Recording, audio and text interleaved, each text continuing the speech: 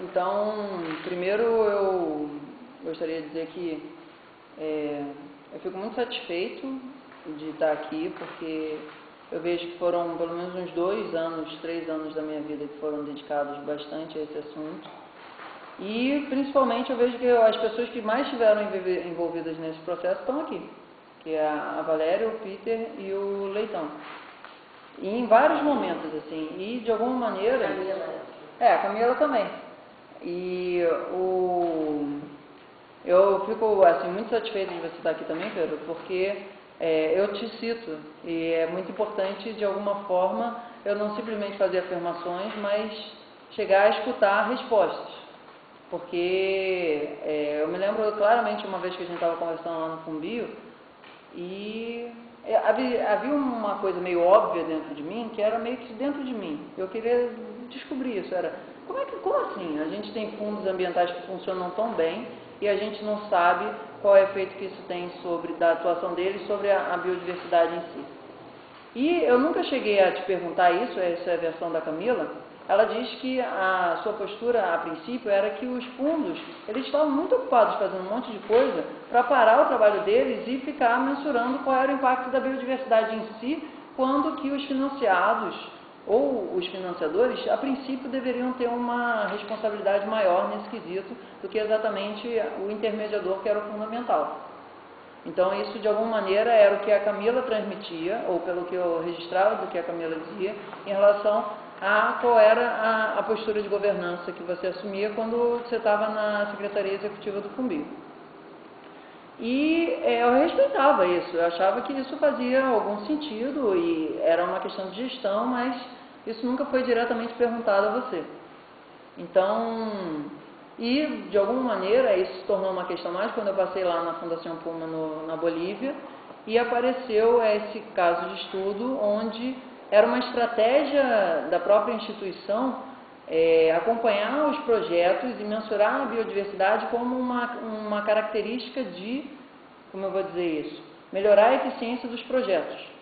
Na apresentação do Aparício, que é esse diretor do Sistema de Informação, Monitoreio e Avaliação dos Projetos, ele fala, olha, é mais do que simplesmente a gente poder dar conta dos financiadores, quando eles vêm exigir isso da gente, a gente saber qual é o impacto, é também acompanhar durante o processo e ter uma melhor capacidade de resposta diante das possíveis adaptações que a gente tem que fazer nos recursos. Então, haveriam, digamos, 2 possibilidades de justificação da necessidade desses sistemas de monitoramento e avaliação da efetividade dos projetos. Uma é que os financiadores estavam se perguntando por que eu devo colocar o dinheiro aqui, em vez de botar nos fundos ambientais, em vez de botar em outras alternativas que estão existindo. Essa é uma parte da pergunta. E a outra parte da pergunta é, por que eu devo colocar esse dinheiro para monitoramento em vez de desenvolver novos projetos? O que eu ganho monitorando isso? Por que isso é tão importante?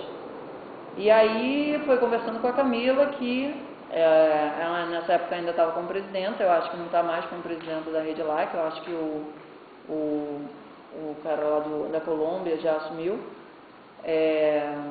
Ela falou, olha, está muito presente, assim, o FEFEM, né, que é o GF francês, está exigindo muito da gente, está vindo recurso para a gente capacitar isso.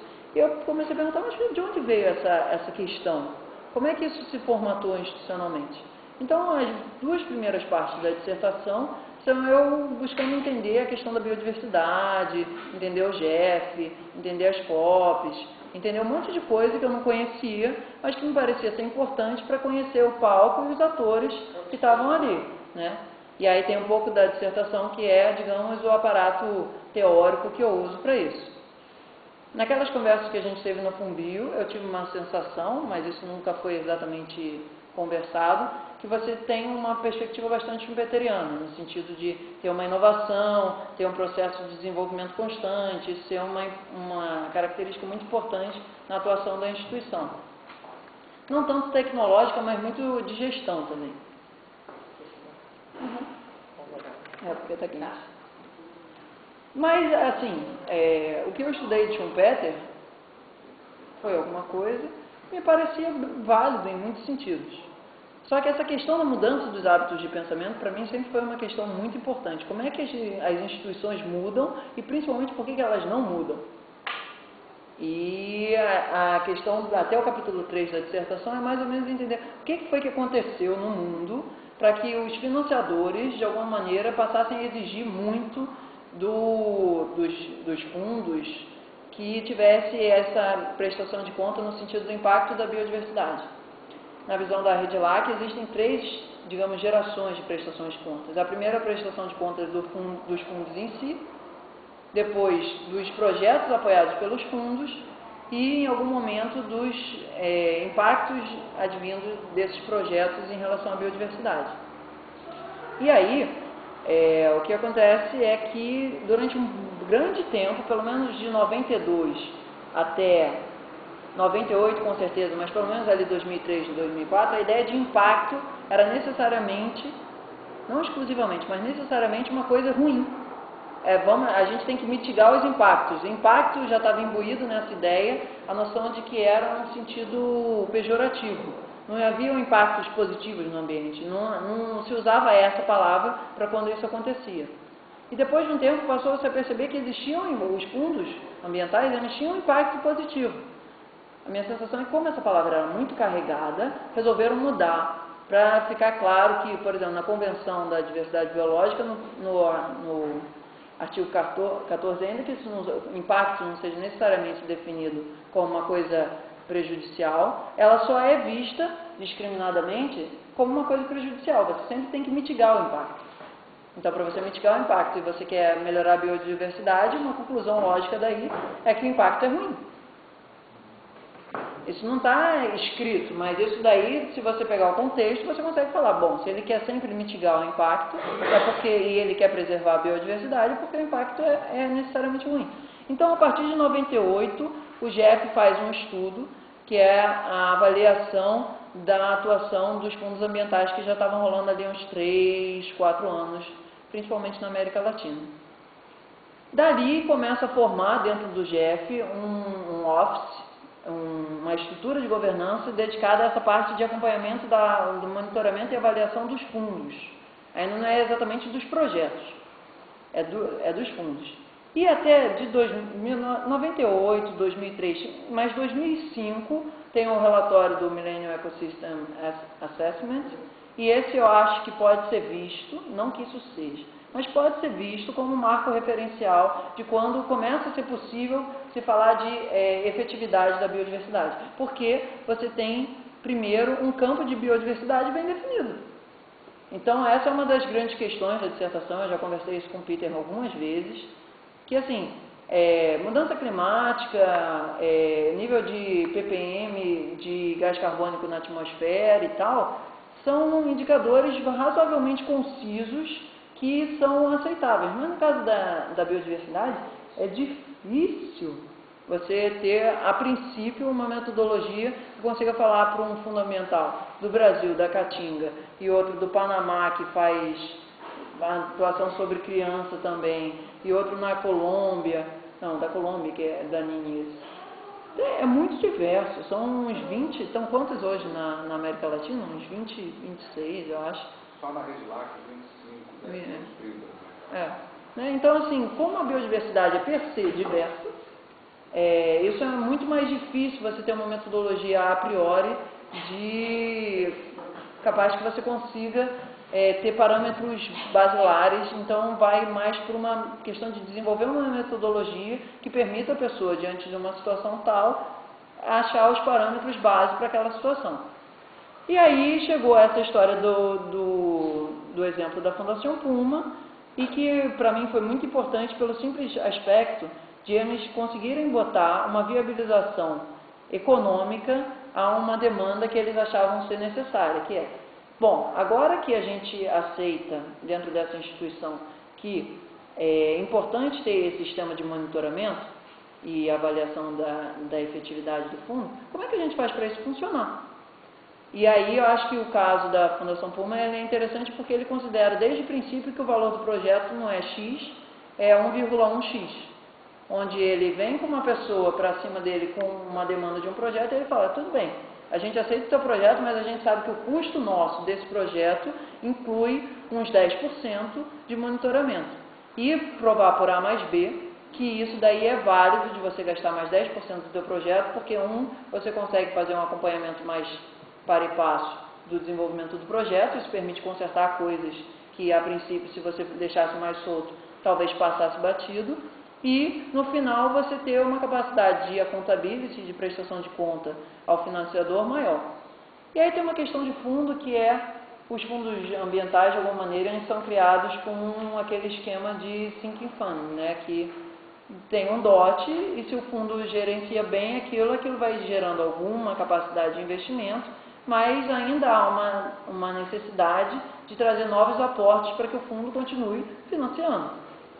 Então, no geral, esses fundos não são uma coisa assim muito bem resolvida eternamente, para todo sempre, de que tem um patrimônio imenso e só fica gerando financiamento a partir do rendimento. Então, essa pressão externa dos financiadores é sensível. Se fosse uma coisa assim, uma fundação murro da vida, que tem um balde de dinheiro imenso, que a torneira já rega o suficiente com rendimento para molhar os financiamentos que precisa, isso talvez não fosse uma pressão externa tão forte. E aí, estudando esse exemplo da Fundação Puma, chegou a essa questão de falar, bom, é válido, dentro de alguns casos, pelo menos, ter esse sistema de monitoramento, e 2, é factível, de uma maneira não muito absurda, desenvolver projetos que antes do projeto começar, você estabeleça os parâmetros onde vai ser a linha base. Aí pronto, resolveu a questão da linha base. Não resolveu a questão dela estar pronta, mas resolveu a questão de como deixar ela pronta. Que é? Então, porque a linha base da biodiversidade é uma coisa complicada, de você simplesmente no final do projeto avaliar se você não tem a linha base. Não dá.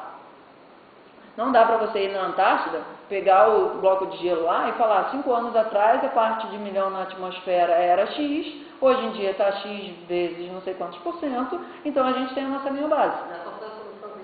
Então, a solução que eles propuseram é a seguinte, antes do projeto começar, a gente faz a escola de projetos, a gente vai para a escola de projetos e faz a escola de projetos, que eles, para aceitarem o projeto, eles primeiro delineiam quais são os indicadores que vão ser usados. E na hora que isso se volta como um projeto, eles falam o seguinte, bom, como projeto você já tem que ter os parâmetros base conhecidos do que você vai estar avaliando no final. Então, no início, para o projeto existir como projeto, você precisa ter a linha base. Então, eu acho que esse é uma grande sacada do sistema de monitoramento deles. O que acontece? Como dissertação, isso eu até acho que era válido, quem sabe mostrar na entrevista, eu falo, isso é o grande business da Fundação Puma, é saber como fazer isso. Eu acho que para uma tese de doutorado, daria espaço e profundidade suficiente para mergulhar nisso e ficar lá debulhando, conhecendo e tal. Mas cada vez que eu começava a estudar uma coisa nova, eu percebi, putz, eu ainda não conheço o Jeffrey, eu tenho que conhecer o Jeffrey. Ainda não conheço a COP, eu tenho que conhecer a COP. Então ficava uma coisa que eu não achei que cabia numa dissertação para valer um estudo de caso aprofundado. O que eu achei que valia na dissertação, e pode ser que até que eu tenha julgado mal, conhecer o objeto, que é biodiversidade e desenvolvimento sustentável, conhecer a temática, que é financiamento ambiental, e conhecer a possibilidade de apontar um estudo de caso onde fala, se a gente acha que isso é importante de levar para outros fundos, aqui tem um caso de estudo que a gente pode usar como um dos pontos de partida, não necessariamente o ponto de partida. Por quê? E aí esse é o final da dissertação. Porque tem no mínimo 2 tipos de fundos ambientais na rede LAC. Tipos, eu quero dizer tipologias. Um fundo ambiental, isso é uma parte importante da dissertação, um fundo ambiental que mexe mais com a área de conservação, sem que esteja buscando desenvolver produtos dentro dessa área de conservação, e outro que busca desenvolver essas áreas de conservação a partir do uso sustentável. Então, como é que você vai usar uma metodologia que, no caso, tem como foco desenvolver produtos, e outro, no caso, fazer com que haja menos de produto possível com a mesma tipologia? Fica arriscado. A meu critério, isso parece ser um pouco inconsistente. Então, por exemplo, eu acho que o caso do Fumbi é bom porque ele pega os 2 casos dentro. O ARPA não está necessariamente, num primeiro momento, interessado em desenvolver áreas de proteção ambiental, onde você tenha, por excelência, a ideia de que naquela área da Amazônia vai gerar açaí, naquela outra vai gerar tapeçaria, naquela outra vai gerar... Que é muito caso da estratégia da Fundação Puma. A Fundação Puma, quando vem o projeto, ele já pergunta, cadê o produto? Não sei se eles só fazem isso, mas esse é o modus operandi dele. Isso não necessariamente tem que ser todos os tipos de área de proteção ambiental. Muito longe disso. Então, o que eu vi, de alguma maneira, nessa dissertação, foi o seguinte, olha, esse caso de estudo da Fundação Puma, ele me pareceu válido o suficiente para os casos onde as áreas de proteção ambiental buscam se desenvolver a partir de uma estratégia do uso sustentável. Agora, nas áreas de proteção ambiental que são a partir do uso, não do uso sustentável, mas da via mais conservacionista, não sei, me parece que não. Me parece que simplesmente pegar essa metodologia da Fundação Puma e replicar tal qual para esse da conservação sem nenhum questionamento, eu não sei por que vai funcionar per se ou não funcionar per se. Então, eu acho que o ponto de chegada dessa dissertação foi, olha, estudei uma coisa interessante aqui, me pareceu válido isso ser levado para outros fundos ambientais que têm essa mesma tipologia de atuação, mas não sair achando que isso é uma panaceia que vai resolver a questão de efetividade, da avaliação da efetividade de todos os fundos, à torta e à direita, sem a menor consideração. E por último, essa foi uma questão que a gente conversou também algumas vezes, Peter, que era a questão do somatório dos projetos ser igual à atuação dos projetos, igual à atuação do fundo. A minha perspectiva, e eu acho que isso tem muito a ver com a posição do GEF, é de que o papel institucional dos fundos ambientais, só para simplificar para a biodiversidade, porque eu não quero fazer essa proposição tão larga, ela é estruturante da institucionalidade. Reconhecidamente, pelo GEF, eu acho que assim, não chega ao ponto aqui numa dissertação de mestrado considerar se o GEF é ou não uma entidade crível para dar um parecer desse. Numa dissertação de mestrado, eu simplesmente assumo que sim. E acho que eu não vou ser exigido que comprove que é por A mais B, como eu acho que seria numa necessidade de uma tese de doutorado. Então, assumindo que o GEF é um ator institucional relevante o suficiente para eu aceitar que a opinião dele é considerável, dizer que o papel extra-projetos dos fundos é um papel estruturante da institucionalidade, tanto dos hábitos de pensamento, quanto das organizações. Por exemplo, quando o Fumbio começa a estruturar uma rede LAC, que isso permite, não é que só o Fumbio fez isso, mas eu acho que teve um papel considerável. E, Pedro, por favor, faça todas as considerações nesse sentido que forem necessárias. Mas, no aspecto também de, por exemplo, no Brasil, o Fumbio, eu acabei estudando bastante Fumbio, ter uma importância muito grande no desenvolvimento do ProBio. Então, de alguma maneira, o conhecimento de biodiversidade no Brasil, não é que se deve, mas teve uma como é que é o nome do rio? Teve uma afluência de contribuições de fundos ambientais. E isso não foi só no Brasil.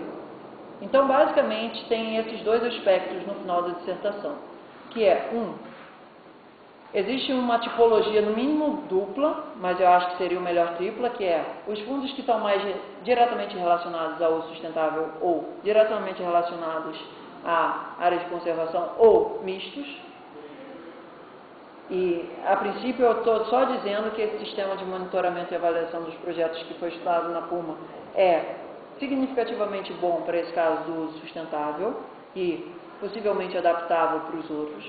Isso é uma parte de conclusão da dissertação. E a outra parte de conclusão da dissertação é, olha, assumir que o impacto dos fundos é um simples somatório da efetividade dos projetos apoiados, me parece minimamente reduzindo a importância da atuação dos fundos.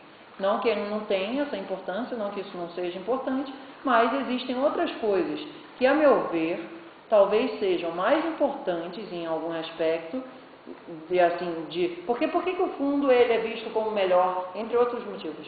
Tem questão de corrupção e tal, autonomia de gestão, mas uma das coisas que isso aparece no texto, quando eu estou pegando o concept note do Julian Callas, que a Camila me passou, que ele fala o seguinte, olha, uma das vantagens, isso aparece também no documento da REDLAC de 2008, uma das boas razões da gente defender os fundos ambientais é que nos permitem estruturar ações de longo prazo, tanto dentro deles, quanto que o governamental, sabendo que tem um centro de referência, um centro de inteligência naquele aspecto. Então, de novo, eu achei que desenvolver demais esses dois pontos, eu não sei exatamente qual é o limite da dissertação, mas me parecia que ficava cabível indicar isso dentro da dissertação do que desenvolver isso, porque a minha experiência quando eu começava a desenvolver, ia havia um monte de coisa que eu não esperava junto, e que acabava precisando desenvolver junto para aquilo dali de fato ser desenvolvido, senão estava só no chutágoras. E especialmente eu vejo isso na questão do GEF, das cópias, que eu fui vendo, olha, eu achava que a dissertação estava em 70% pronta, estava em 50%, porque ainda tem muita coisa ali que eu não sei como é que funciona, e antes de eu falar o seguinte, eu sei hoje em dia quais são os atores minimamente importantes nessa questão de fundos ambientais para a biodiversidade na América Latina. Bom, parei. Conheço eles, pelo menos dentro do meu julgamento. Mas antes eu achava que não ia precisar entrar tanto o GEF e as COPs. As COPs foi muito interessante estudar, na verdade. Assim, foi uma das partes mais inesperadas e que eu acho que foi assim, mais legal de falar, olha só quanta coisa está fazendo sentido aqui, sabe? Um monte de informação vindo e tendo que costurar aquilo, pega, corta, não sei o que, pensa e tal, processa.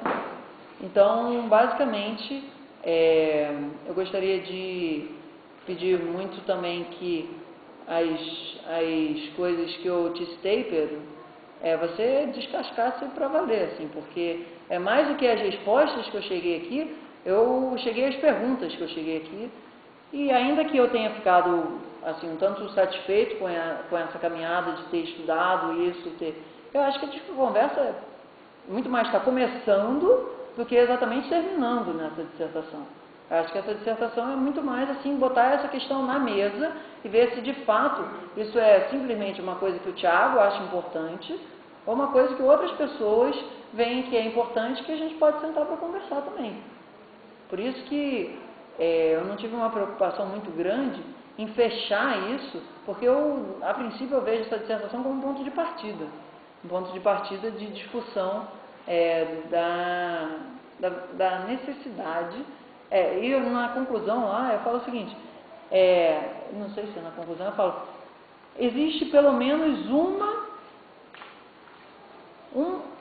uma razão para a gente considerar que essa conversa é válida, que essa discussão é válida, que primeiro, a gente consegue, com esses sistemas, transformar a sobrevivência a médio e longo prazo dos projetos financiados melhor, e outra, a gente permite prestar contas não só aos financiadores, mas à sociedade, que eu acho que é infinitamente mais importante, porque eu acho que esses financiadores estão sendo cobrados em alguma medida pela sociedade também, os fundos ambientais se colocarem como estratégia institucional, falar, olha, gente, quando ninguém ainda pensava nisso, a gente já estava com um trabalho consistente sobre isso.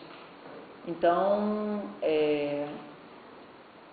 eu acho que é isso. Eu acho que, de alguma maneira, essa dissertação, ela, para mim, tem uma sensação muito mais de ser um ponto de agitação, né? Chegar a um ponto em que se coloca o livro na mesa, sem que isso de fato tenha uma consistência assim, de ser uma tese onde o assunto está bem estudado, delineado.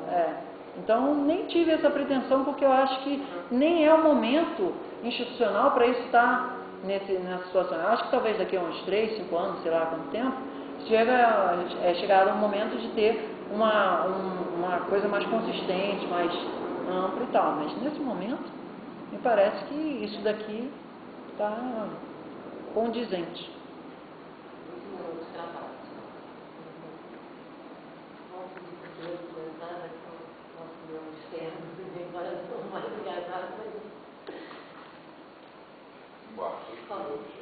Bom, em primeiro lugar, muito obrigado pelo convite. Para mim é um prazer grande estar aqui, não só pelo Thiago, pelo Beto, mas também pelo fato de que eu estou fora dessa igreja há 16 anos. Há 16 anos estou no centro de uma banca de terra. Bem-vindo de volta. Vai ter muitas chamadas.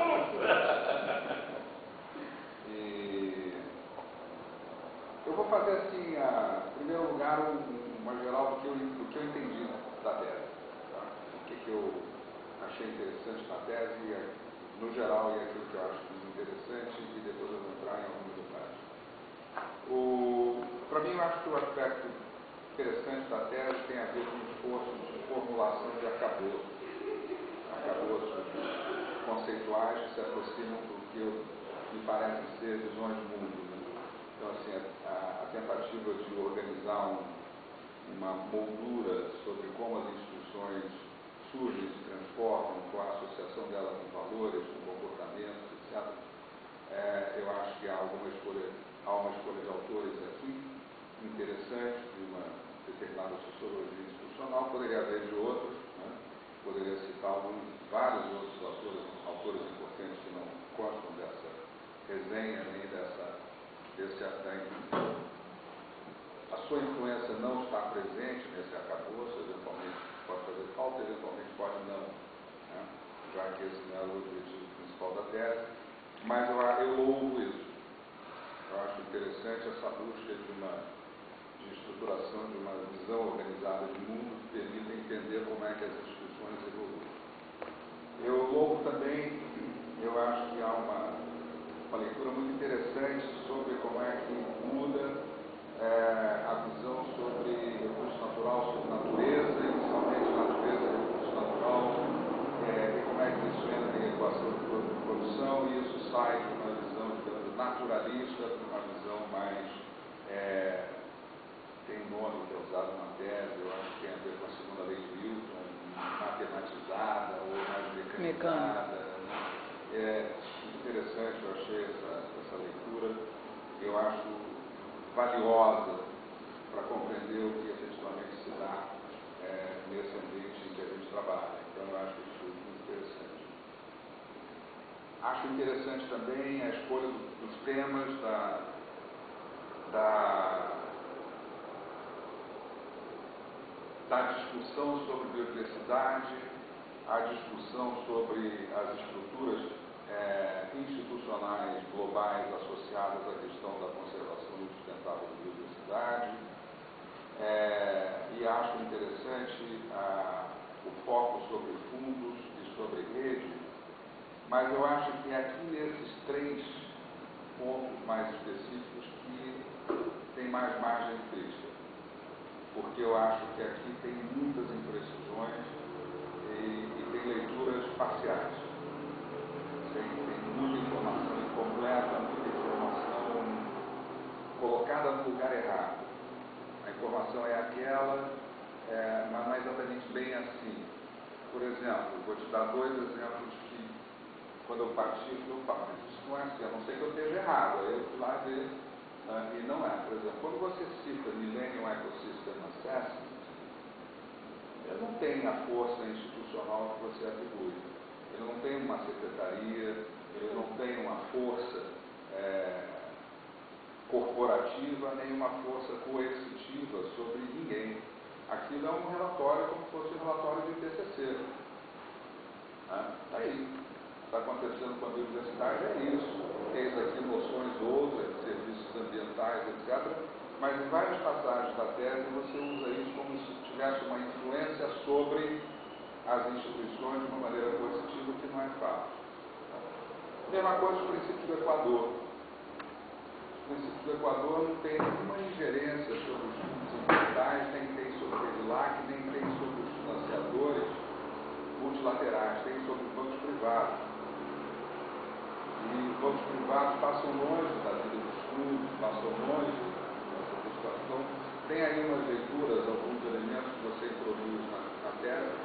Como é que isso foi? Por que isso está aí?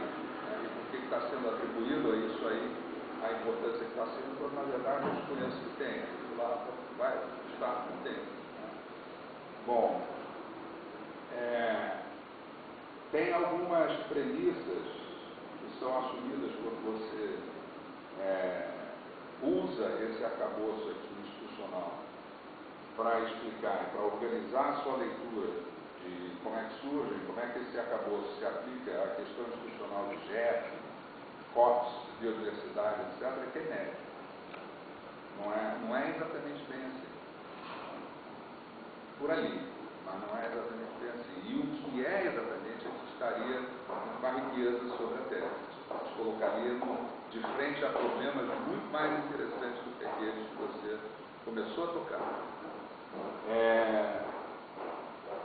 Mesma coisa, eu acho que acontece relativamente à história do Fumbio, à história da Rede LAC. E aí, só de provocação assim, para você sobre o Rede LAC, né, quando você cita o relatório lá do CFA, da CFA, 2008, que menciona a existência de 50 fundos no mundo, por que só a América Latina tem rede aí? Por que não os Balcãs? Por que não a Ásia? Por que não a África? Por que não o Oriente Médio? O que será, hein? Por que rede dentro desses 50 fundos, 20 na América Latina estão lá e fazem e por que os outros não? O que eu vi da questão cronológica é que primeiro eles da América Latina já são mais antigos em geral. São mais antigos. Então, são mais antigos.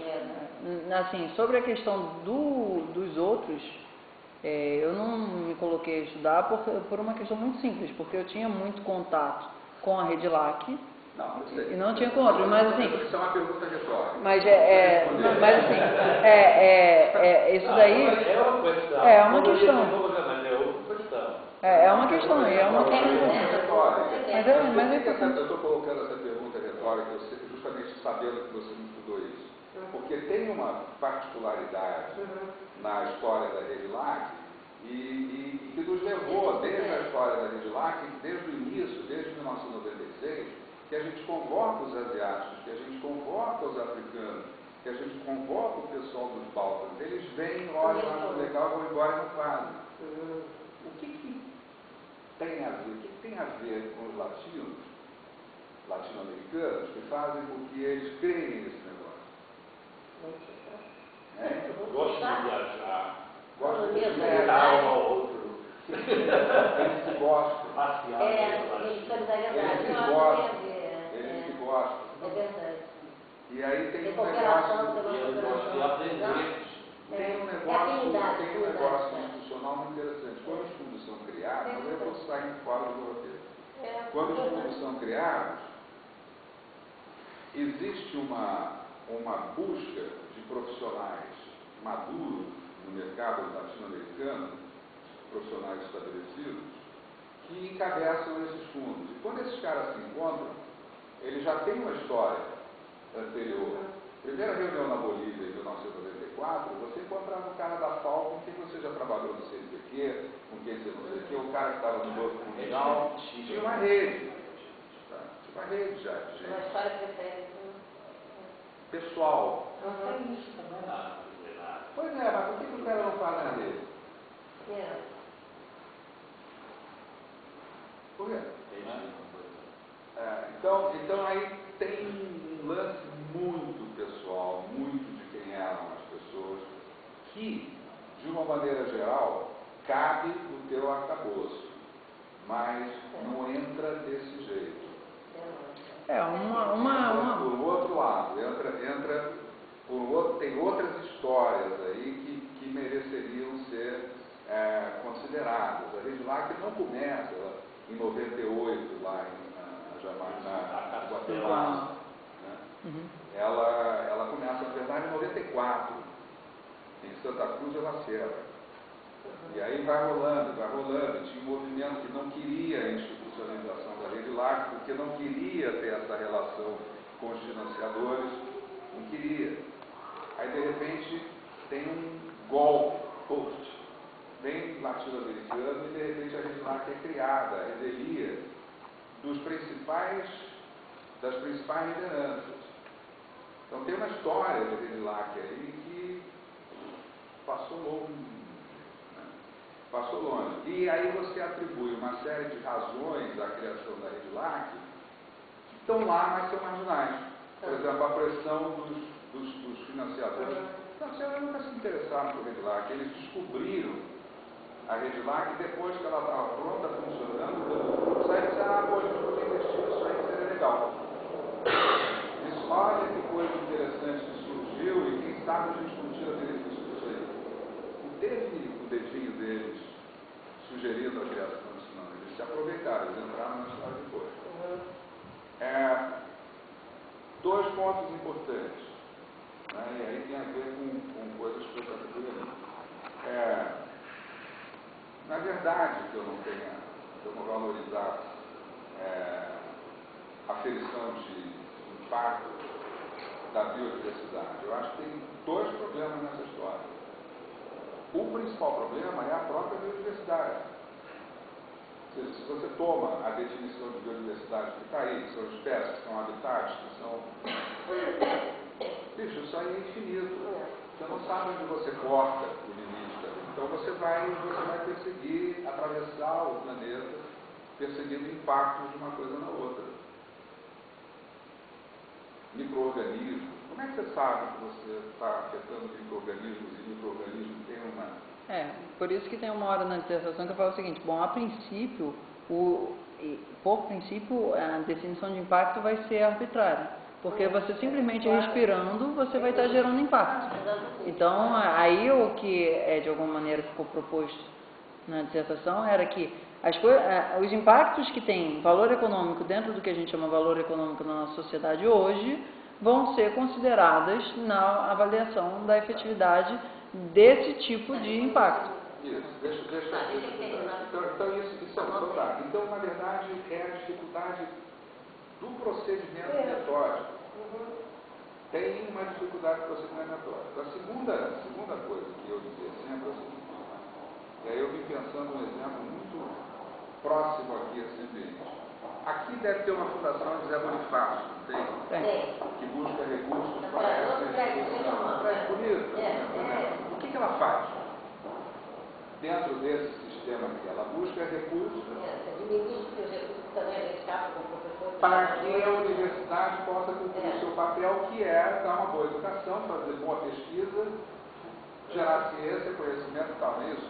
Mas você não atribui à Fundação José Bonifácio a responsabilidade pela qualidade do ensino, nem pela qualidade da pesquisa, nem pela qualidade do conhecimento que vai gerar da universidade. Isso é o papel dos professores, isso é o papel do alunado. Né? Qual é o papel da Fundação José Bonifácio? É captar recursos, é ser eficiente na busca de recursos e na gestão desses recursos, de modo que os professores possam entender isso para fazer isso. Os fundos ambientais é a mesma coisa. Você tem que cobrar de mim quanto recurso eu estou trazendo para o cara que protege a biodiversidade, para o cara que conserva a biodiversidade, fazer isso direito. Não adianta cobrar de mim quais são os micro-organismos que os projetos que eu estou financiando impactam, porque eu não sei, porque eu não estou lá. Eu não estou no campo. Eu estou no Rio de Janeiro, sentado ali no Maitá, distribuindo cheques. Então, quem tem que ser responsabilizado por esse impacto, quer dizer, aí você diz, mas você é completamente destituído de responsabilidade? Não, não sou. No limite, tem responsabilidade. Sim, tem. Tá? E no limite, eu tenho que cobrar dele, assim como a Fundação José Bonifácio deveria, ao fazer um cheque para um professor, para um aluno, não sei o quê, colar nesse cheque indicadores de responsabilidade, de bom uso, de qualidade, não sei o que e tal coisa que a gente faz. Mas eu não sei te dizer quantas árvores foram plantadas ou quantos hectares foram protegidos, etc., porque eu não estou no campo. Eu posso colocar salvaguardas e posso colocar exigências de indicadores, mas eu não posso ter responsabilidade disso. Porque eu respondo a sobre responsabilidade. Eu posso ter responsabilidade porque eu sou responsável. Eu sou responsável, eu sou responsável. Então, isso é fundamental. E por último, eu acho que tem uma pergunta. O GEF tem indicadores de impacto sobre a universidade? Não. O GEF não é o principal financiador? Ele exige isso nos projetos que o Peter desenha. Ele exige que ele coloque lá como é que ele vai medir, como é que ele vai não sei o quê, como é que, quando o dinheiro for repassado, né, ele vai fazer isso, ele vai exigir. Mas ele não tem, como é que ele vai ter? Como é que ele vai ter o cara sentado lá em Washington? Vai fazer como? O que o GEF tem é um escritório de avaliação sobre a efetividade do rolo, que é essa confusão que você abriu assim e fechou, que é essa história de COP, como é que se dá a questão entre as convenções, qual é a governança das convenções, como é que se dá a relação das secretarias, das convenções e das relações com o GEF, né? Qual é a relação do GEF com o seu conselho, qual a relação desse conselho com os doadores. Né? Aí tem um rolo formidável. Aí tem um rolo maravilhoso para ser estudado. Mas não há muito isso que está aqui. Tá? Agora, por último, a tua conclusão está certa. É isso mesmo. Os fundos têm um papel muito mais amplo do que a somatória dos projetos que eles apoiam. Por quê? Porque eles estão amarrados lá em cima, no teu primeiro arcabouço. Eles estão amarrados nesse processo de institucionalização desse campo que até 30 anos atrás não existia. Então, eles são muito importantes nessa estruturação, são importantes na contribuição que eles fazem para a estruturação da sociedade civil, dessa visão mais matemática, matematizada, de recursos naturais e tal. Bom, por último, tem milhares de coisas que eu queria te dizer, mas vamos embora. Eu acho que você deve dar uma olhada na origem dos fundos. A maior parte dos fundos da América Latina foi criada por um ato do governo Reagan, dentro do, como é que chama, depois. Não, das Américas. não, tem nada a ver Isso aqui é das Américas. E aí tem um negócio maravilhoso, uma anedota, que é a seguinte: por que o fundo da Colômbia se chama, não sei o que, do meio ambiente Laninhês? Sabe essa história? Porque lá no Senado americano, quando estava se votando, né, que você poderia fazer contribuições, aquela bill lá que estava sendo votada, que permitia fazer deduções do imposto de renda em swap, tax swap, para a criação desses fundos. A maior parte dos fundos da América Latina foram operações de tax swap, de troca de dívida. Do Puma, no caso desse. Mais de 60% deles, são todos eles vinculados ao ZAID, não são ao GEF, são ao ZAID. Tá? E aí, quando está lá na votação, não sei o que, levanta um senador que eles estão colocando na lista de áreas em que esses fundos podem colocar, o cara coloca lá infancy, childhood, aí tá childhood, pum. Aí entrou lá nisso também. Essa é a história, é assim. E aí, você vê um bando de fundo ambiental, conservação, biodiversidade, uso sustentável e Laninhês. Aí vai e procura os programas de Laninhês. Procura. Não tem. Porque são fundos ambientais. O que eu vi da Colômbia não tinha nada de dinheiro. Não tem. Então é anedótico o negócio. Tem muita anedota nessa história. Tem muitos casos livres. E aí você só vai pegar isso se você reportar essa tua tese e pegar um capítulo dela e entrar. Tá? Então, nesse sentido, eu acho, retomo, fecho a minha fala, dizendo isso, eu acho que tem tentativas bem interessantes que eu acho, que eu vi. Eu acho que essa tentativa de marco conceitual sobre institucionalidade achei muito bom. Achei esse estudo que você faz sobre essa abordagem do Georgescu, né, que ele já traz, sobre essa diferença anterior de uma abordagem mais naturalista e uma abordagem mais economicista, bem legal. Eu acho que algumas categorias que você usa para estudar a biodiversidade são interessantes para classificar a biodiversidade. Aí eu acho que quando você entra na questão mais institucional específica, você não vai cumprir. Mas é difícil mesmo, é difícil arranjar material sobre isso. É É difícil? Mas assim, eu fico de alguma maneira. Agora imagina se você consegue. É isso, não, mas Você aí tem uma tese. já deu um caminho muito bom. Aí você tem uma tese mesmo. Isso é Mas assim, para chegar nesses relatórios pouquinhos aí, já foi assim, cava, vai, cava. Porque esse material. Tem que conhecer muita coisa, por exemplo, retornando a ideia da época que ele estudou. Uma entrevista com Só o o Pedro, Pedro, você falou várias vezes sobre isso, mas não dá tempo eu não tinha que falar. Mas Mas é assim, eu fico contente de alguma maneira dessa colocação que você fez, que aquilo que eu estou estudando há mais tempo e já mais consistentemente, ficou muito melhor organizado. Agora, essa área que eu estou entrando agora está sujeito àqueles blackouts ali. Cadê a informação aqui? Né, cara? Só a última coisa. Quando você mete esse negócio que a Camila te deu, do desenho aqui, você está se metendo num rolo danado. não, mas só isso.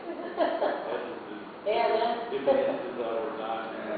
Porque aqui é o seguinte, o que está por trás disso? Está por trás disso a política do Sarkozy, na verdade, de retirar ênfase em investimentos de longo prazo. Por que investimentos de longo prazo? Por que não enfatizar investimentos de longo prazo, que é uma das coisas que você preza dos fundos, né? Que você conclui sobre como sendo uma contribuição importante dos fundos, né? Porque esses resultados de longo prazo não aparecem a curto prazo. Isso, do ponto de vista político, é complicado, é que nem saneamento, né? Então, o que os caras estão fazendo? Eles estão pressionando as agências de financiamento europeias, principalmente com a crise, etc., de dar preferência àquilo que eles chamam de projetos. E aí você tem uma discussão, que é uma discussão, a meu juízo, equivocada, a respeito de investimentos de curto prazo versus investimentos de longo prazo. Você precisa dos dois. Eu não tem um menor melhor que o outro. Você faz investimentos de curto prazo para algumas coisas e de longo prazo para outras. E eles, de preferência, são complementares. Você dispara processos curtos, né? Com recursos curtos, mas assim, coisas de longo prazo. O APA, por exemplo, né? Quando você vai montar uma unidade de conservação, você precisa comprar serviços, né, de curto prazo, construtora, levantamento de área de tratamento, com acerto, não sei o quê, isso é cash. Aí você montou esse troço todo. Está lá. Você tem 3 milhões de hectares numa área protegida. 2 caras para tomar conta. Aí o que você vai fazer? Aí você tem uma grana de longo prazo e você mantém esses caras e mantém outros. Porque você tira do risco do investimento de curto prazo. É uma questão de gestão de risco. Você retira do risco e coloca numa área mais protegida. Basicamente é isso. Eu acho que essas discussões assim de mais detalhe, né? Mais resto, acho que acontece.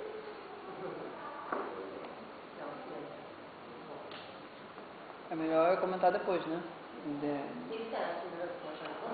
Eu tenho uma coisa comum, Não, eu também agradeço muito, novamente, que eu estava em vários momentos agora também de gestação, desde o nascimento do filhote, do filho e do avô, de todo mundo que estava envolvido com isso. E a gente vem debatendo essa ideia de como que significa a avaliação de ações da sociedade ou de uma coisa que é, afinal das contas, uma meta, são metas efêmeras porque são bens efêmeras. A gente ainda estamos aprendendo sobre isso, né? O que é o valor da natureza, o valor da biodiversidade, como parte como você expressa isso. Então, a institucionalidade eu achei muito genial você ter escolhido o corpo teórico de evolucionismo e institucionalismo do Hodgson, do Veblen, etc., dos quais realmente eu estou mal começando a conhecer. Tivemos a visita do Jeffrey Hodgson aqui na faculdade, ele realmente tem uma visão, uma nova visão da economia, né? A gente precisa sacudir para poder reinventar ou sobre como a gente olha para essas novas modalidades de valor no pensamento. Então, eu também concordo com o Pedro que realmente é uma coisa para quem está imbuído com a preocupação sobre como que essas estruturas novas estão dando conta ou não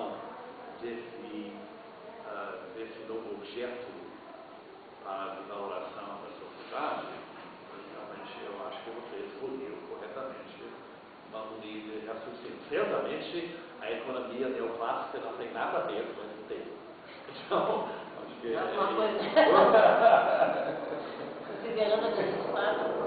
A valoração e a usão de teorias de valoração contingente de emissão, essas coisas todas para dizer se você tem um benefício-custo, é usado na literatura, mas eu acho que a forma que você entrou nesse seara definitivamente dá uma outra gás a isso. Eu acho que você tem que levar isso adiante, e outros também têm que levar adiante. Não sei se eu seria capaz, porque é uma literatura muito densa, que é o tipo de mergulho que você tem. Você está por dentro desse debate na área institucionalista. Legal. Gostei de ver também refletido aqui dentro do capítulo teórico alguma chave para essa hipótese que você colocou, associado com esse conceito de fenômeno de emergência. Isso do Hodgson. Eu estava meio no ar, cada vez que a gente discutiu essa coisa, o negócio é maior do que a soma da forma, maior do que a soma da forma. Aí eu sempre disse, mas quem que está vivendo isso? Como que você tem, qual o fundamento para poder afirmar uma coisa dessa com respeito a essas instituições? E agora, finalmente, eu percebi com essa distinção da teoria do Hodgson de descrever a característica como um fenômeno específico da instituições. Então, você me ajudou a entender melhor, não é somente uma loucura do Tiago, que ele tem várias, mas é uma coisa fundamental na literatura, ele como Hodgson, é muito bom. O principal problema que eu acho que eu tenho com a base teórica é que termina sendo que você está querendo afirmar através unicamente das instituições humanas o possível resultado ou benefício, os objetivos na biosfera como processos que são processos evolucionários associados com instituições, mas não se refere ao processo evolucionário da natureza.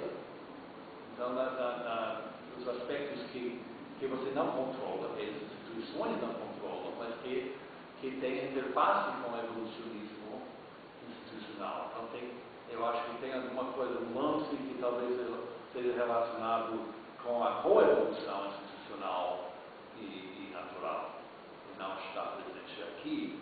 Você menciona, porque a palavra coevolução é usado, mas não aborda essa literatura. Essa literatura foi lançada um pouco nessa linha de trabalho institucional por Dick Nordar, bastante, né?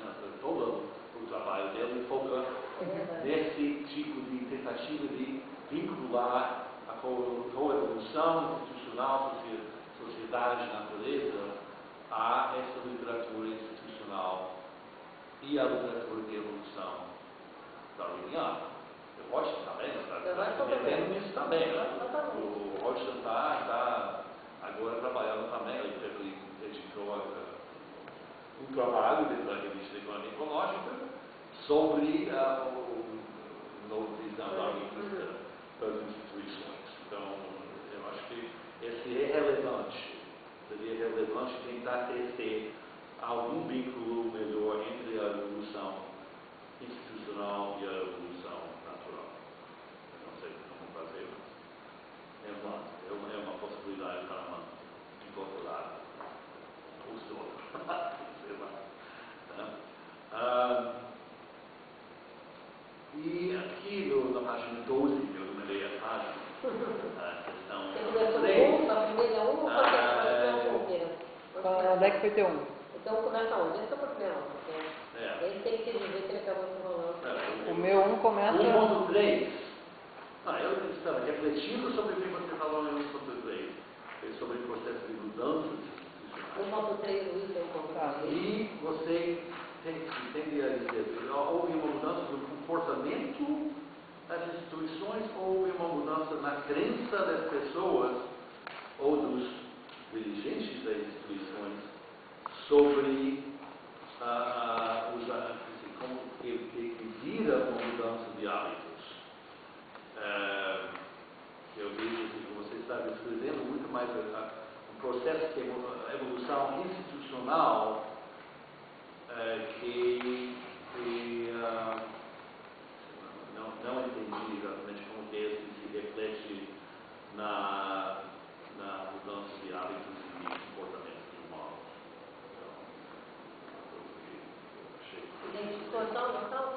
Eu estou no... Não é uma coisa para mudar, talvez parece que vai ser melhor. Logo no primeiro parágrafo, no segundo parágrafo, os parágrafos são grandes, tem essa vantagem. Quando não tem numeração, pelo menos tem poucos parágrafos. Eu tenho uma discussão sobre as mudanças institucionais simples, corriqueiras. O estudo do processo, transformação institucional, desenvolvimento institucional. Admitindo que a forma que a primeira altera as normas e regras e convenções estabelecidas conforme as outras apenas alteram a maneira pelas quais tá, já achei. Isso posto processo de mudança institucional, Jefferson, né?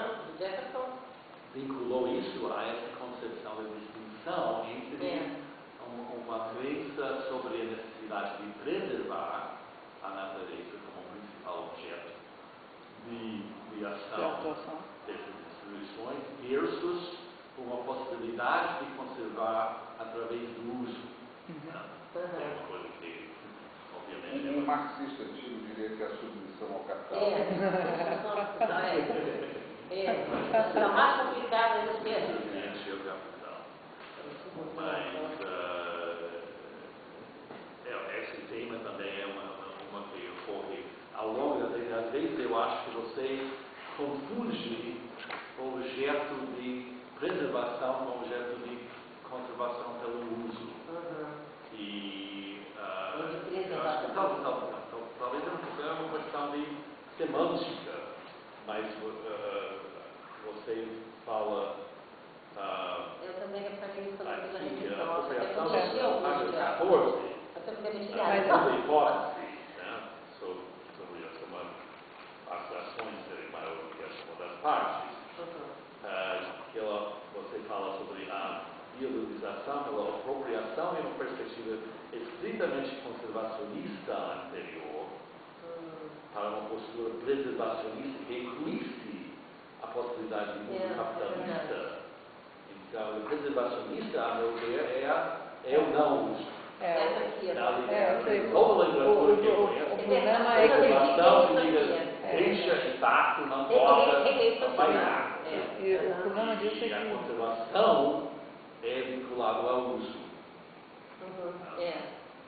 Embora a Conservation International.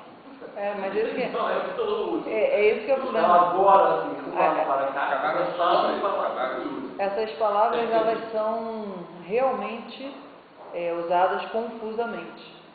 Em uma época elas significavam uma coisa, aí passa 20 anos, a mesma palavra para significar o contrário do que ela... Isso é um problema na literatura, é um problema porque conservação na década de 70 é diferente e é o contrário do que era na década de 90. Isso daí, e quando você faz uma leitura histórica disso, é um problema, porque na mesma dissertação eu falo que conservação é A e depois eu falo que conservação é não A, porque passou 20 anos. Também, Então, Não, eu acho que em algum momento você tem que decidir por um ou pelo outro, tem uma mistura aqui. Então acho que seria uma coisa de procurar uma consistência, talvez ter uma definição do início e presente. Na forma dessa legislação, acho que usa a palavra preservação para referir às atividades de uso sustentável. E aí depois põe nota de rodapé. O que você acha melhor? Eu concordo com o Pedro que eu acho que você tentou apontar por tendências do mercado financeiro e na relação dos bancos com stakeholders, como uma tendência que estaria também refletido na mudança de hábitos por parte dos sujeitos da vida. Mas, efetivamente, a gente está falando de lua e sol aqui, porque o Tratado de Equador, o princípio de Equador, realmente foram desenvolvidos principalmente para atingir ações do setor privado. Né? Mesmo usando o IFC e seus financiamentos para o setor privado como modelo. Né? Embora você tenha bancos privados e públicos também, eles estão nos princípios, né? O Banco do Brasil está lá, a BNDES não está. Nunca aceitou. Aceitou? Não, não aceitou, nunca aceitou. Agora eles dizem que eles são melhores que os longe disso, né? Então, eu acho que essa hipótese realmente teria que ser repensada, que você teria uma mudança que é uma mudança afetada por uma mudança das tendências do setor financeiro. Eu acho que tem outros institucionalismos que teriam que ser entendidos sobre o segmento que trabalha com a questão de biodiversidade, que basicamente são recursos de doação a fundo perdido. Não são previstos de ser retornados, devolvidos no início, mas são permitidos que eles rendem. O Pedro, na frente do Cambil, fez uma mudança investindo os recursos do GEP, porque isso teve mais 5 anos de vida antes do Cambil 2, que a gente elaborou junto, tentando ver como dar mais sobrevida. Mas agora tem tanta diversidade que tem bilhares de coisas. E aí está entrando o setor privado com interesse de atribuir seu papel a uma conservacionista e se envolvendo também com essa questão. Mas eu não vejo que a questão de efetividade de investimento tendo um papel influenciado pelo envolvimento parcial e recente do setor financeiro, do setor privado dos fundos. Concordo comigo também. Talvez agora você comece, nos últimos 3 anos, a privado, empresas que começam a ter que mudar seu comportamento socioambiental. Aí elas começam a colocar dinheiro em fundo. Mas é agora, ontem. Proporcionalmente ainda É pequeno, mas já começa a ter, se você pegar o corpo, mas é que a gente já está muito trabalhando, na verdade, uma experiência muito minha, assim.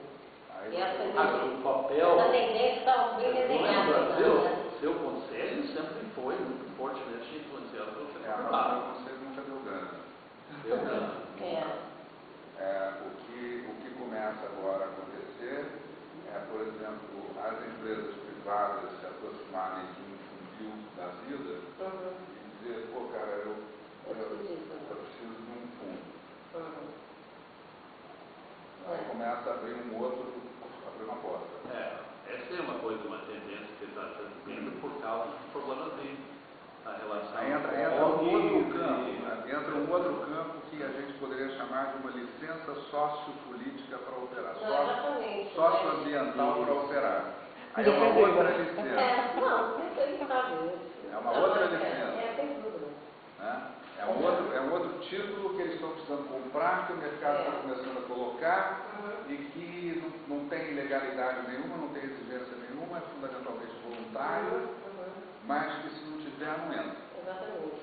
Agora, o que a gente acha, acho que os fundos têm uma legitimidade que outras entidades alternativas. E a gente lá seria um fundo extremamente assim, atraente para eles, porque eles trazem já um enraizamento social e cultural, que é muito bom. Exatamente. Mas na verdade não é fácil, a gente já trabalha há muito tempo.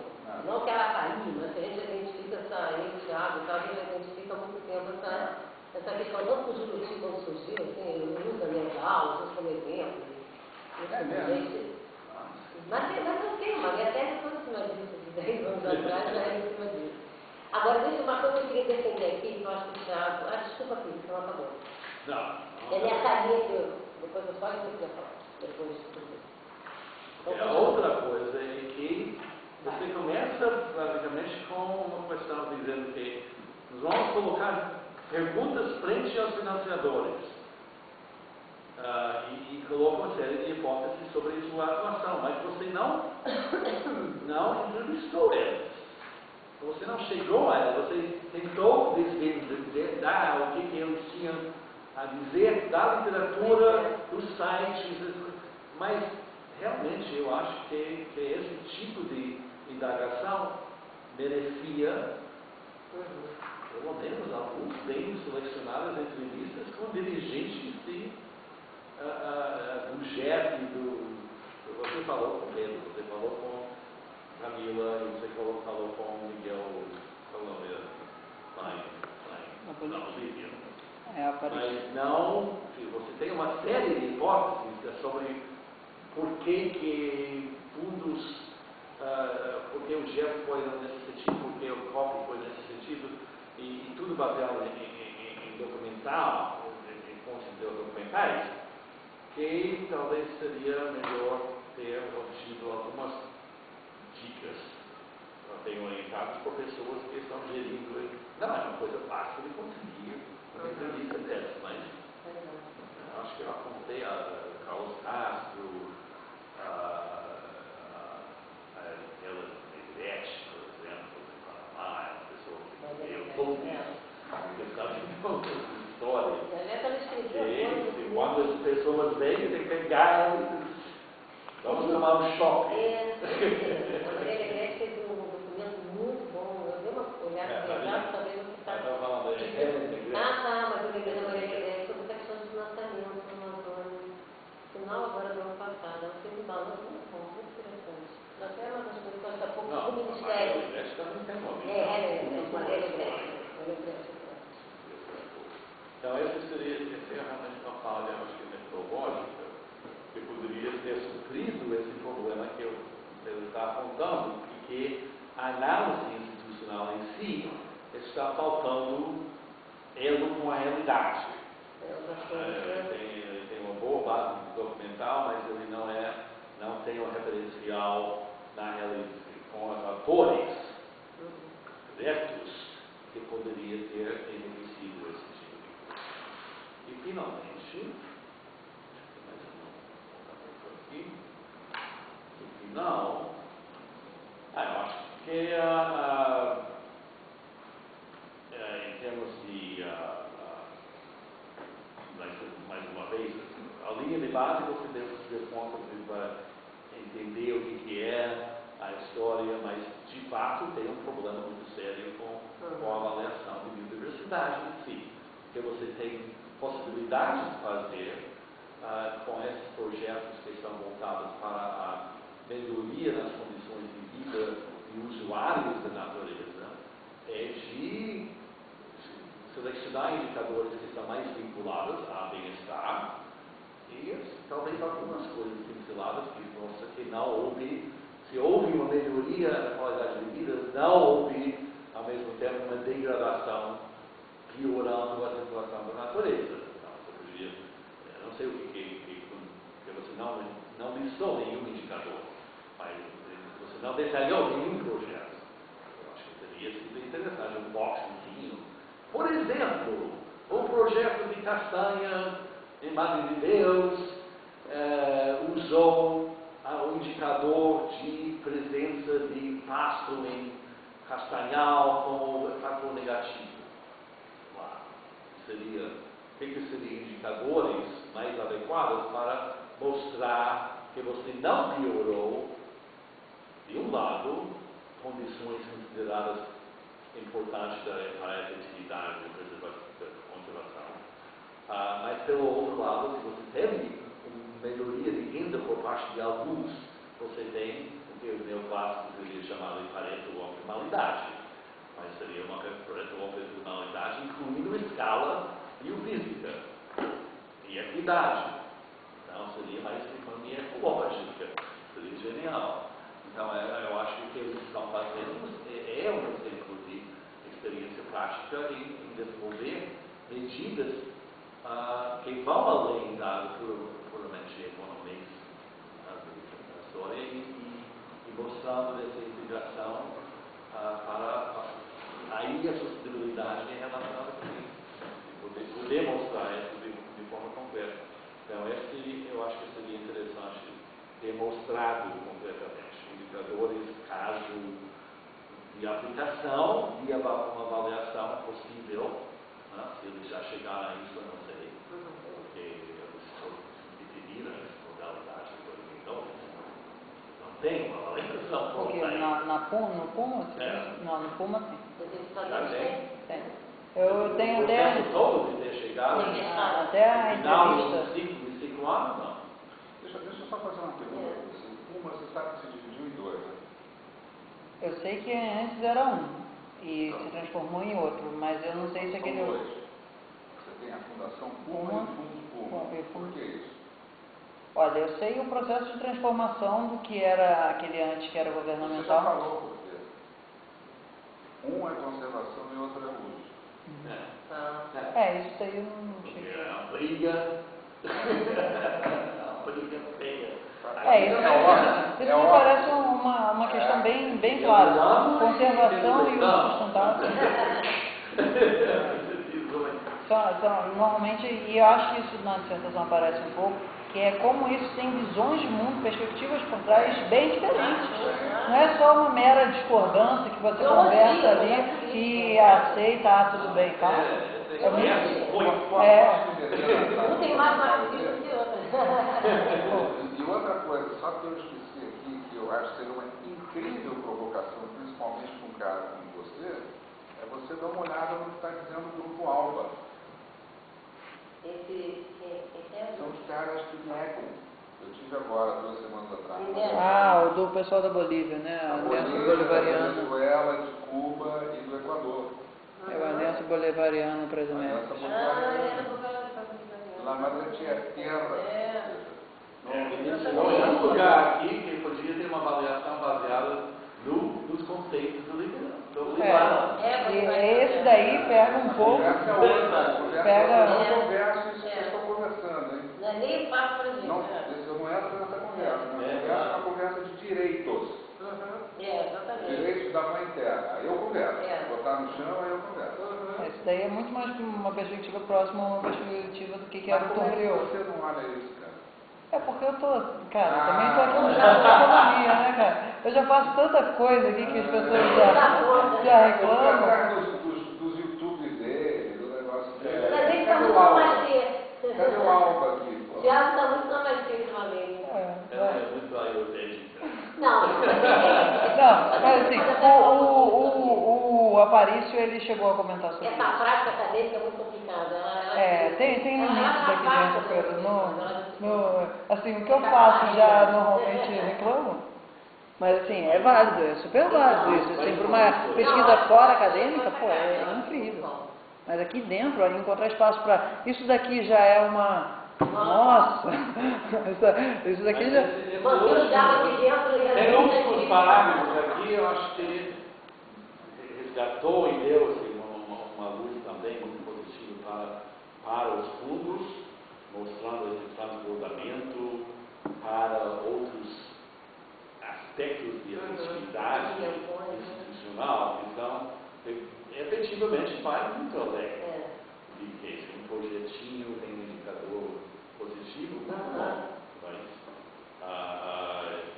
o efeito, não sei se efetividade é a palavra muito complicada, mas o efeito de um funil na definição do que é mainstreaming agora está entrando. A gente estava fazendo esse white paper sobre diversidade. Tem todo um processo de território, eu acho, de domínio de linguagem. Mas ele chamou, como que essas ações têm assegurado uma transversalidade? Isso vem da prática do bio mostrando o caminho. Teve coisas que o bio fez no Brasil, mas muito pouco. As coisas mais concretas foram feitas e testadas no chão. Então, eu acho que não teria normalmente o bio 2 se não fosse pelo bio.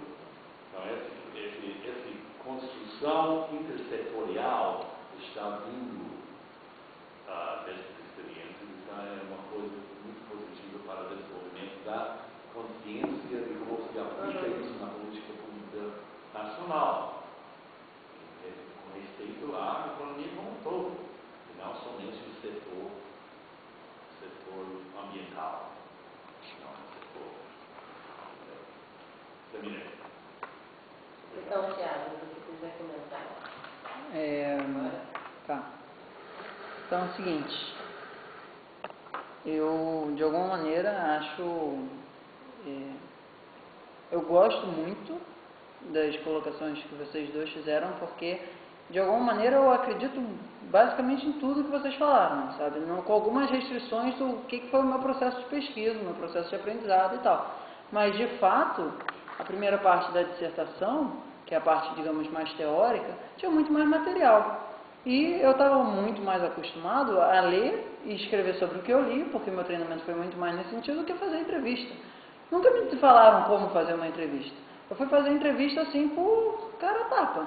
Então, de fato, tem uma falta de entrevista na dissertação. Mas também, considerando o meu padrão do que foi a minha formação de ler texto, escreve sobre o que leu no texto, eu acho que, assim, não é tirando o corpo fora, mas fazendo alguma consideração com o meu histórico institucional, é aceitável. Né? Porque também tem que considerar qual foi o meu processo de treinamento, de como é que eu devo fazer pesquisa.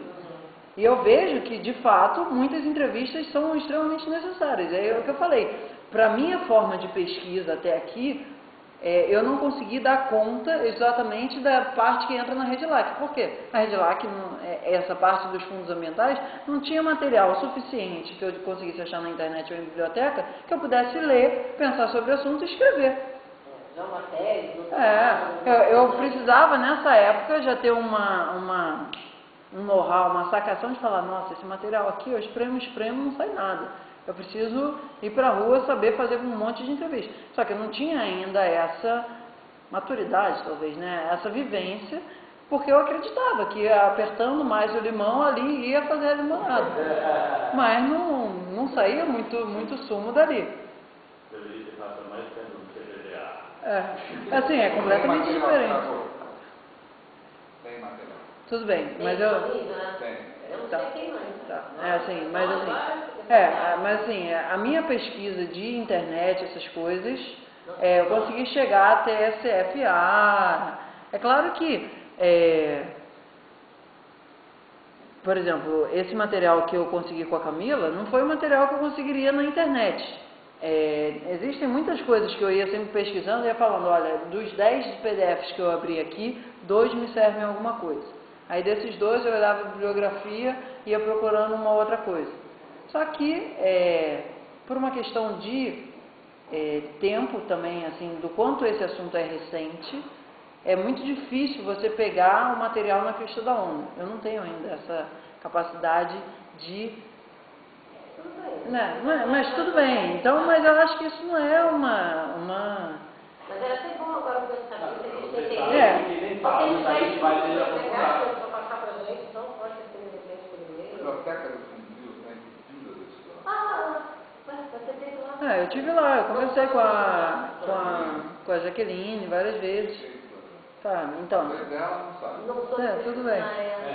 Mas é isso, Mas assim. falta treinamento em economia. Mas eu acho que esse tipo de coisa, a primeira coisa que você vai entrevistar alguém que estava dentro com mão na massa e aí direciona para determinados documentos que mostram. Mas é assim, é porque também o meu treinamento foi como economista, né? E esse mestrado não é uma coisa assim abstrata, né? Que eu fico lendo e escrevendo. O meu treinamento na monografia foi sobre isso.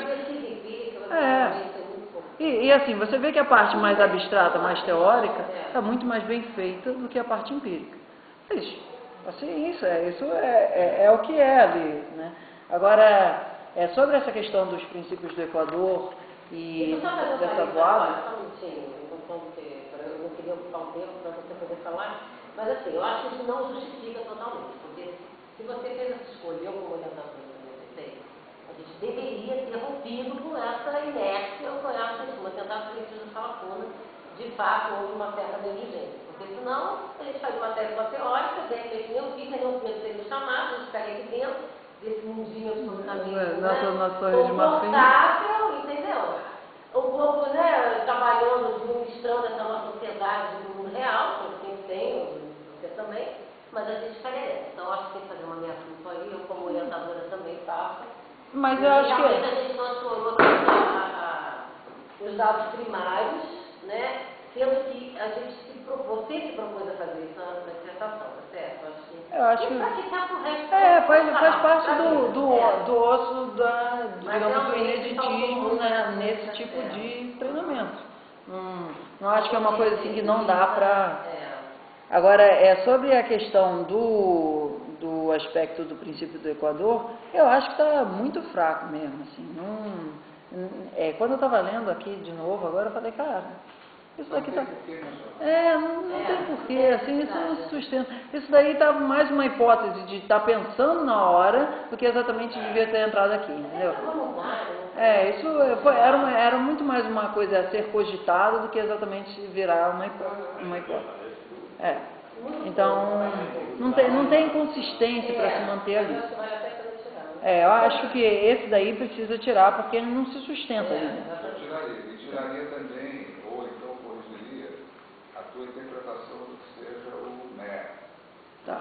Isso eu acho bem importante. Isso eu anotei. Em um lugar, você colocou meia, referindo ao milênio, você estava falando sobre o Multilateral Environmental Agreement. Eu acho que ele estava confundindo com Millennium Goals. Millennium Goals, Aí sim, Millennium Goals tem uma outra, que são das Nações Unidas, tem outra... Uma outra institucionalidade. Uma proposta mais... mas de qualquer maneira, assim... essa parte do MEI eu achei muito, muito pertinente, assim, caraca, então tá bom. Eu nem questionei, assim, você falou, eu falei, tá plenamente aceito, assim. Não teve nem... Agora, 2 pontos importantes que você disse. Dificuldade de procedimentos metódicos sobre biodiversidade Me pareceu isso que ficou bem claro na dissertação, de uma maneira ultra abrangente, mas dá para fazer isso por fundos. No caso dessa Fundação Puma, eu até estava vendo se eu conseguia trazer isso hoje, Peter, mas achei que ia ficar muito em cima da hora, assim. Deixa eu fazer um comentário contra os meus interesses, porque foram os meus interesses, não tem mais nada a ver com isso. Eu lembro de 2007, a gente fazendo uma reunião com o Jeff nos pressionando com os indicadores, e aí eu não sei se eu falei, mas quais são os indicadores da receita?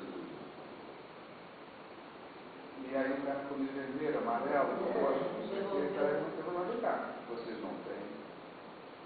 Então a gente queria ver se vocês. Então, peraí, eu queria saber o que você me respondeu lá. Qualquer projeto então tem uma coisa aqui que é a nossa zona de conforto da gente se esconder desse papel do intermediário, do financeiro, do cara, né? E cobra quanto dinheiro eu botei na mesa. Isso para mim é mais fácil. Né? Mas é boa a pressão sobre quando eu estava lá, para que eu também me responsabilizasse pela biodiversidade lá no campo. É bom isso. Isso é uma bela pressão. Tem que botar. Esse cara tem que entrar na reta. Tem que botar o dedo na reta. Tem que ser uma das pessoas responsáveis por isso também. Tem.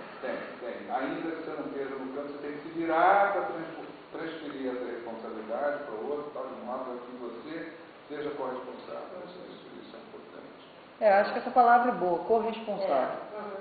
Porque eu não estou, de alguma maneira, propondo aqui, e nem gostaria que fosse possível essa interpretação, de que os fundos, eles são os responsáveis.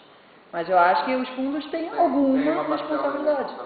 E principalmente o que eu queria colocar sobre, que você colocou, da Fundação José Bonifácio e tal, uma das coisas que eu acho que, independente da pressão externa, e que eu acho que é um caso legal desse estudo da Fundação Puma, é que muitas vezes a capacidade de correção durante o processo deles se dava através do sistema de monitoramento. Que eles botavam mais energia nisso, e coisas que só apareceriam no final, ou não apareceriam e depois não funcionariam, permitia ser corrigido. E, especificamente, eu acho isso válido, porque quando eu estava lá, fazendo a entrevista com o Aparício, estava uma pessoa, acho que era Giovana, alguma coisa assim, que era de uma APA, que era de borboleta, que eles tinham um projeto ali por volta de La Paz, e ela estava ali, de alguma maneira, conversando com ele, que eles precisavam de um pouco mais de recurso, porque as metas que não tinham botado tinham feito isso, aquilo outro, e aquilo dali, se não tivesse aquele recurso, por conta de uma coisa imprevista no início do projeto, não ia sair, mas com aquele tipo de recurso, isso se tornava viável. Então, ainda que eu tenha falado isso, aquilo, muitas vezes nesse momento, esse sistema de monitoramento permite esse acompanhamento mais próximo, mais fino, é um ajuste fino. Então, eu acho que, independente de se os financiadores vão exigir ou não isso, porque isso envolve muita política do governo que está ali, envolve muito uma questão também governamental, isso para os fundos, independente se isso vai ser publicizado ou não, me parece ser um instrumento de gestão válido. A dúvida é o quanto de dinheiro precisa ser gasto para isso e se isso de fato traz retorno. A experiência do Puma parece indicar que traz algum retorno em termos de efetividade, de eficiência dos recursos. Tiago, essa é uma questão que não se aplica só a fundos, se aplica a toda a dimensão de planejamento, quer seja do setor público, quer seja do setor privado. Quanto você investe no planejamento, até onde você vai na preparação de um projeto, você pode ir fundo na preparação do projeto e quanto você vai no acompanhamento do projeto. Essas são duas decisões estratégicas que você tem que tomar em função de uma série de considerações que você tem que fazer sobre quem é o seu financiador, se ele te permite isso, se não sei o quê, para que você está fazendo, etc. Porque é tão caro você planejar bem e acompanhar bem, é quase tão caro quanto o dinheiro que você tem para executar. Aí o decisor, o tomador de decisão, tem um dilema pela frente. Tá? O que eu faço? Daqui a pouco, se eu começar a gastar muito dinheiro aqui no meu escritório, contratando consultorias, para definir quais são os indicadores, os impactos, não sei o que, alguém vem atrás de mim e diz, você está desviando dinheiro. Tá? Você não está botando dinheiro lá na ponta, onde o pessoal está precisando, onde você influencia o IDH, onde você influencia não sei o quê. Então, teu papel fica, pô, até onde eu vou. Até onde eu vou, aí você tem que negociar isso. Tá? E aí tem uma perversidade no sistema, que é o seguinte, para as agências intermediárias, que você toca rapidamente as agências intermediárias do GER, esses caras levam a maior parte da grana do GER. Esses caras levam 14% de todos os projetos que passam por eles. Tá? E a vida deles é captar 14%. Pá. Uma vez captado isso, transferido isso, eles vão para outro. Então você não tem, na verdade, interlocução para cima.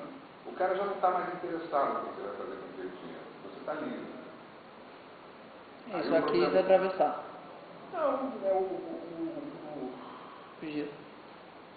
o NEP, o PNUMA, PNUD, Banco Mundial.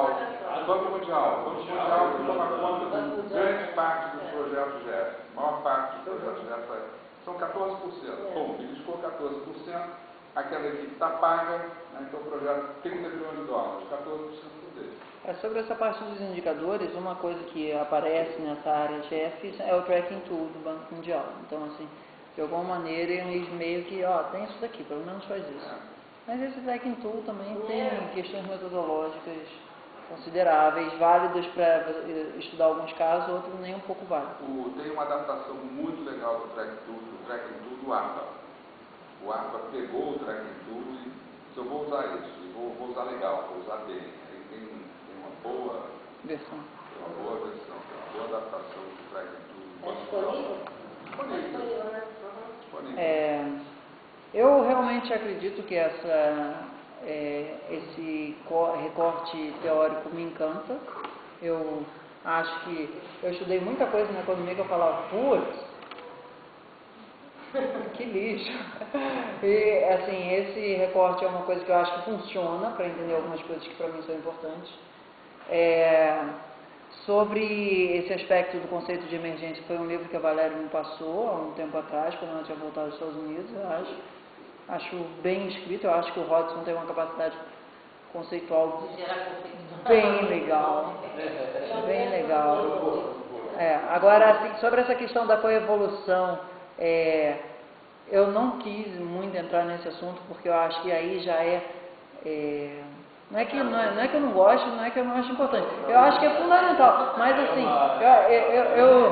eu tenho, digamos, uma perspectiva de onde aquilo é minimamente aceitável. Porque normalmente a minha tendência é passar muito mais para o outro lado.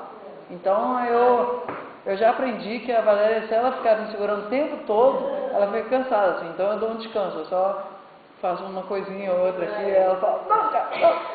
Mas tudo bem, assim, concordo plenamente. É isso que eu quero dizer sobre a questão da coevolução. Eu estudo isso, eu acredito nisso, eu acho que isso é muito mais importante do que exatamente o que eu escrevi aqui, mas também de alguma forma, um aprendizado da monografia, que vê, cara, não adianta você chegar no rock and roll lá que nem sempre aquilo cabe. Sabe que ninguém mais usa, ninguém mais fala sobre esse conceito, mas está em alta a história de evolucionismo. E eu acho que o Veblen, no início de tudo, eu acho que o Veblen, ele dá muito mais importância para a parte biológica do que para a parte sociológica. Então, isso para mim, dentro do que eu acho que é o traço fundamental dessa história, que é o Veblen e o Commons, isso já é característica principal, não é uma característica auxiliar. Sobre essa confusão, e é uma confusão entre as palavras preservação e conservação, eu acho que a melhor sugestão é adotar a princípio uma definição e falar o seguinte, olha, ao longo da história essas palavras mudam de sentido. O que era conservação vira preservação, o que era preservação usa conservação. Aí tem uma instituição que é criada como Conservation International, e ela usa exatamente no sentido que era preservação. Putz, como é que você... Então eu acho que para resolver essa confusão, que tem uma certa abertura das pessoas usarem o conceito da forma como ela quer, escolhe uma, define e fala sempre, ó, eu estou usando dessa maneira, eu estou usando dessa maneira. Nessa época usavam exatamente o contrário, mas eu estou usando dessa maneira para ficar mais simples. Então, sobre esse negócio do princípio do Equador, eu falei que eu hoje lendo, eu achei que, cara, não tem porquê isso não se mantenha nesse estado atual daqui. Falta material de entrevistas, falta. Que os atores poderiam ter trazido a realidade, por isso que eu comecei falando, leitor, eu acho maneiríssimo que você está aqui, porque senão fica uma discussão teórica sobre o que as pessoas leram, e tem um monte de informação que é da sua vivência, que você fala, olha, esse material aqui está até assim bom para inglês ver, mas de fato a história é bem diferente dessa. Foi criado para Inês por conta do congressista lá, e não porque... É muito fácil você florear texto. Isso é uma coisa muito importante também. Porque aparece muito tem tudo a ver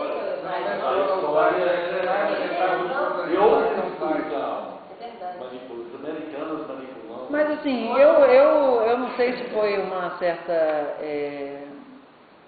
uma estratégia muito apropriada, mas eu achei que como eu estava começando mais nesse campo agora da biodiversidade, eu não estava me exigindo tanto quanto eu estava me exigindo no campo do desenvolvimento sustentável. Você não tem que se exigir nada. Não, tudo bem. Exige academia.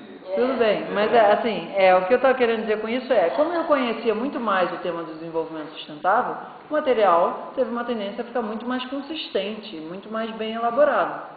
Mas também acho que faz parte desse entrar numa nova campo de pesquisa. Assim. Eu, na economia, nunca estudei sobre biodiversidade, e nem nas políticas públicas. Eu peguei esse tema porque eu falei, cara, esse tema é muito maneiro. Assim, eu gosto de estudar isso. E eu transformei o meu mestrado em biodiversidade, coisa que eu fui catar no CPDA, fui ver, não sei, aquelas mínimas franjas que tinham no PPED para isso. Mas... E assim, eu fico satisfeito, e bem satisfeito na verdade, porque tanto você, Pedro, Pedro e Peter, né, mas, os dois apontaram que por diversos motivos a conclusão de alguma maneira se fechou ali de alguma forma, coisa que na monografia foi mais complicado. Na dissertação eu consegui, isso eu acho que eu fiquei contente, eu consegui organizar melhor as minhas ideias. Então assim, ela tem muitos problemas de furos ali, que precisam de alguma maneira ser melhor elaborados, mas ela tem um corpo muito bem estruturado, essa dissertação. Pelo que eu me comparo com quando era monografia, nossa, melhorou muito, muito.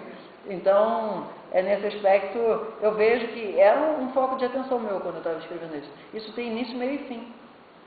E esse início, meio e fim, sai do início e para o meio. Do meio e para o fim. Não era que nem na monografia que do início ia para o fim, voltava para o meio, aí ficava uma loucura. Então, basicamente, eu acho que essa parte da biodiversidade em si, eu arranhei.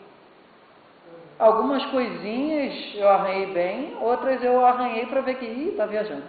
Mas a ideia era essa mesmo. Se não fosse, eu não estaria chamando uma pessoa que está envolvida a isso, no mínimo, sei lá, uns 15 anos, lá com conhecimento de causa, que viveu aquilo e eu falo, cara, eu quero saber disso. Né? Eu quero ver a tua experiência e botar isso daqui no fogo mesmo. Põe para queimar. Porque é essa experiência que é. Mas assim, sabe, ter... Não, mas queimar no sentido assim, mas é para ter bem, para ser para valer mesmo, né? Não ser uma coisa para constar, porque aqui na academia é fácil gente. A gente fazer uma coisa que para fora, né? Não quero fazer. Olha, esse debate, inclusive, é uma coisa que geralmente não acontece quando você faz uma dissertação, doutorado.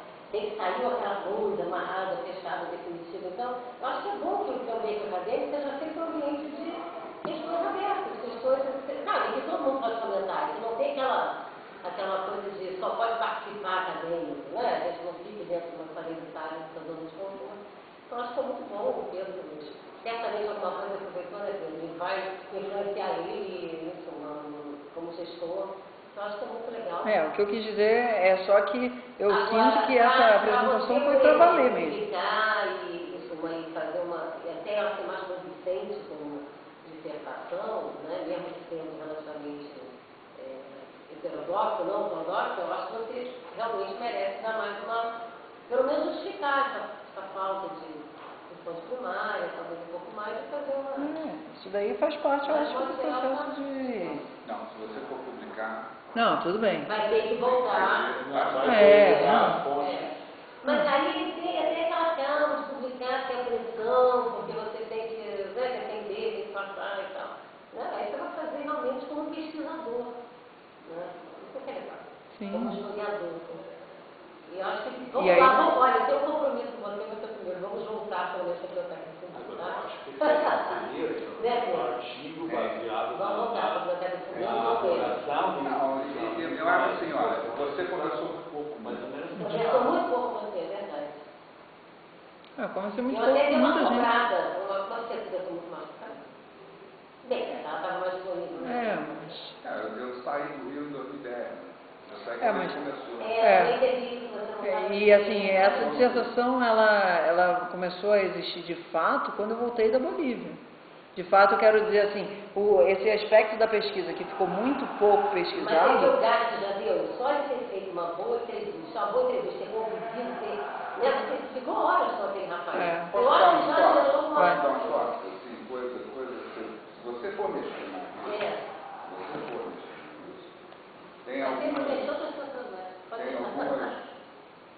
tem uma decisão tomada. Por exemplo, tem uma série de discussões importantes para fundos ambientais que não vão. Então, por exemplo, tem uma discussão saída, que foi, acho que foi o tema da última COP em Nagoya, 2010. Nagoya saíram dois temas muito importantes. Um que eles chamam de mecanismos financeiros inovadores. Então, essa discussão de mecanismos financeiros inovadores é uma discussão que está até agora rendendo pano para manga. E aí, por exemplo, tudo que você menciona da relação dos fundos ambientais com as COPs, aquilo não foi nada um desejo das COPs de abrir espaço para os fundos ambientais, porque nós fomos lá e botamos ocupar a COP. Ocupamos a COP, ocupar a COP. Qual a importância do ALBA? Em Nagoya, o ALBA tirou os fundos ambientais da categoria de mecanismos financeiros inovadores. Por que eles fizeram isso? Os fundos ambientais não servem para a Venezuela, não servem para o Equador, não servem para Cuba, né? Por conta de uma extremamente interessante discussão ideológica sobre que você toca na tese, que é a questão da precificação, da commoditização da natureza. Os caras são contra mecanismos financeiros. Que fazem essa precificação. Quando você tem uma discussão super interessante, subjacente ao fato de você mencionar MEA, né, que MEA só pode existir se tiver mercado. O que o Millennium Ecosystem Assessment? Ele abre uma porta dizendo: tem um negócio aqui que ninguém está olhando, que são os serviços ambientais. Os caras, assim, conceitualmente, já descortinaram o horizonte. Caracilhos, olha só, como é que os caras estão categorizando esse negócio e tal. Mas o que falta para que o MEA, por que o MEA já está desde 2005, quando foi publicado? Por que o MEA não pegou? Não valorizou nada em termos de porque não tem mercado. Eles não teriam, foi uma coisa frontal. Os cientistas não queriam saber de valor quando eles discutiam MEA. Pode, desculpa, pode. Porque o Pedro comentou sobre a questão da rede do LAC, né, a rede LAC, e ele citou dois exemplos do Balcão e dos chineses, tá certo? E disse: ó, eles não usaram rede, os latinos usaram. E aí o que eu senti nessa apresentação, eu sou pai do Thiago, que eu senti ao ausência é o seguinte: o fator do Estado autoritário no processo. Porque a China e os povos que o Tito mantinha, né, vários países num lugar só, e agora que traz a linha da Alba, né, boliviana, sabe, todo mundo esquerdista com a linha, e eu vejo claramente que o Estado tem um papel fundamental nesse processo. E quanto mais autoritário, ele menos preserva a natureza. Então, a China hoje eu considero um capitalismo sem controvérsia.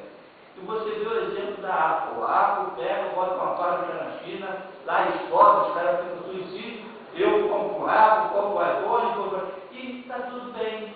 Enquanto isso, o território chinês está sendo degradado mais do que qualquer outro. Então, nessas análises todas de fundo, cadê o papel do Estado nesse processo? Muito pertinente. Deixa eu te contar duas anedotas. Eu fui à China em 2006 fazer uma apresentação sobre o APA, a convite do banco AIG, que abria pela primeira vez um private bank na mainland, na China continental. Primeiro private bank da AIG. Então os caras me convidaram para ir lá apresentar o APA. Aí eu fiz uma apresentação completamente errada. Apresentei 36 slides para os 1000 principais investidores do AIG. E aí dois caras assim, super generosos chegaram para mim e disseram: cara, você sabe quanto vale isso? Não é assim que fala com esse povo. Não eram chineses, não, eram ocidentais. Esse povo aqui vale tanto. Representa 3 estados. Se eles quiserem, você conversa o resto. A conversa importante não é que você fez tudo errado. Eu estava ali, obrigado. No dia seguinte, eu sou procurado por um cidadão chinês, deputado representante do Hong Kong, do parlamento lá dele e tal. E o cara veio para acompanhar a secretária dele e me fez 2 perguntas. O seguinte: eu quero saber se é verdade que a Amazônia está assim. A primeira pergunta é assim: por que o funil existe? Que é uma coisa que você também tocou meio assim. Nessa história dos fundos, que surgem lá pelos anos 90 e 80, tem uma bronca. Eu não estou conseguindo me lembrar do nome desse movimento do Reagan da política do Reagan para a América Latina. Não era aliança, porque era o nome do era uma é o outro movimento que tem mais.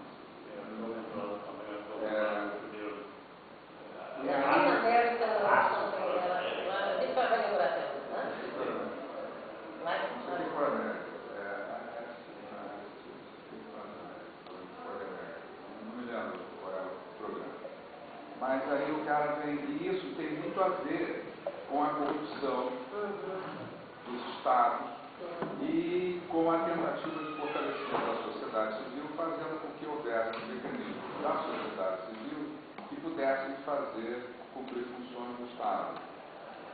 O governo Fernando Henrique, por exemplo, embarcou nessa completamente. Criou as sociedades, as próprias agências reguladoras, elas vão... Por aí vai. Aí a primeira pergunta que ele falou: por que existe um funil e por que esse dinheiro não é dado para o Estado? Claro. Porque lá a sociedade é diferente, a única coisa que eu consigo responder agora, senão eu teria que ir lá atrás e eu não tenho essa informação. Isso é um absurdo. Isso é um absurdo. Isso é um papel do Estado. Preservar a Amazônia. Falar de um problema nosso, de conservação da Amazônia. Aí a segunda coisa que ele deu é que eu queria saber se é verdade que a Amazônia está sendo degradada. Quanto? Olha, talvez a uns 17, 18%. Aí puxa do bolso uma carta que está aqui: eu, como cidadão do mundo, gostaria que o senhor entregasse isso para o seu ministro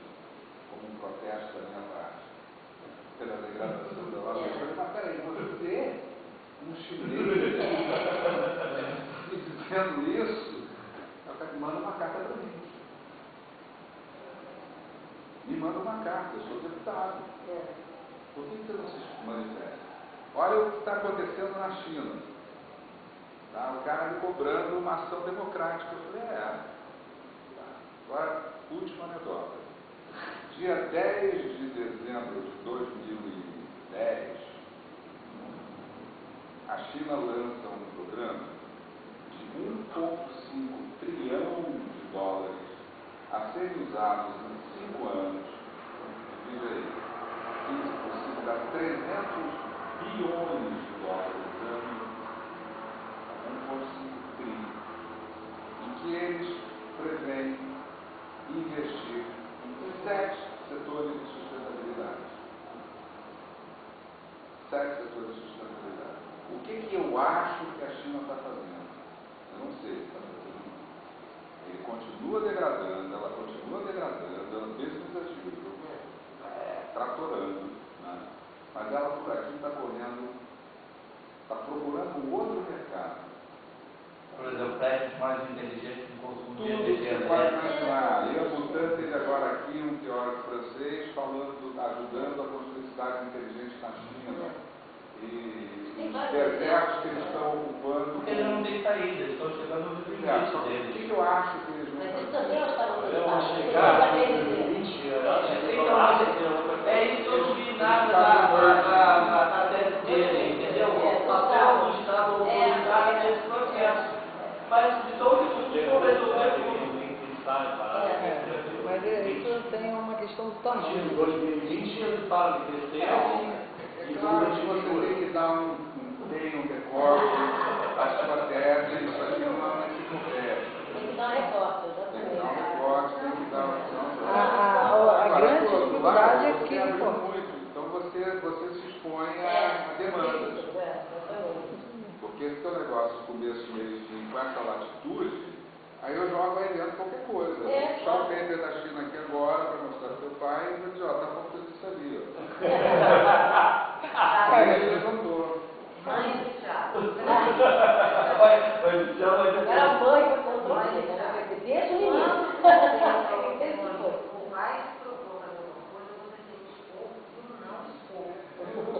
Tá? Nesse caso aqui, qualquer Deus não coisa vai entrar. Qualquer modo de dizer. Eu estou melhorando, não estou? Mas, assim, até porque teria também, né? A monografia lá foi um passo inicial e esse é o segundo passo. A gente não sabe se haverá outro passo. Mas o escopo e o não escopo. E a definição do que você está falando.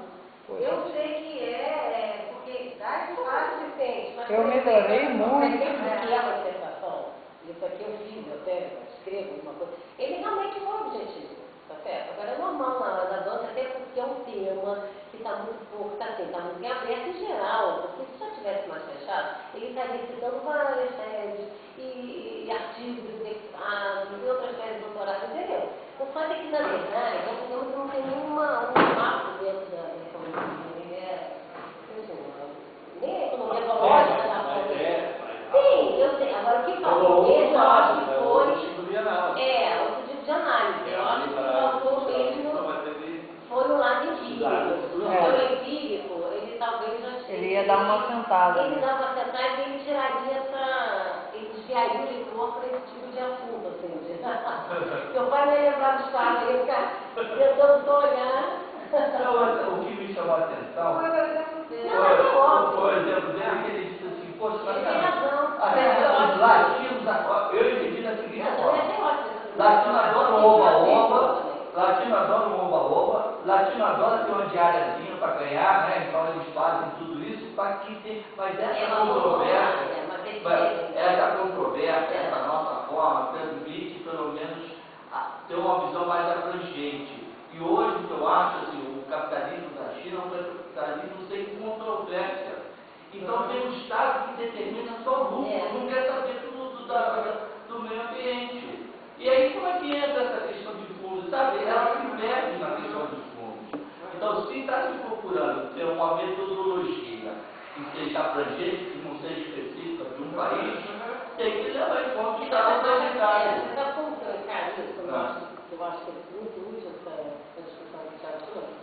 Eu já sei que a pandemia pode que não é maluquice, porque os indicadores de perda da Covid na comuna você vê que estão aumentando. PIB.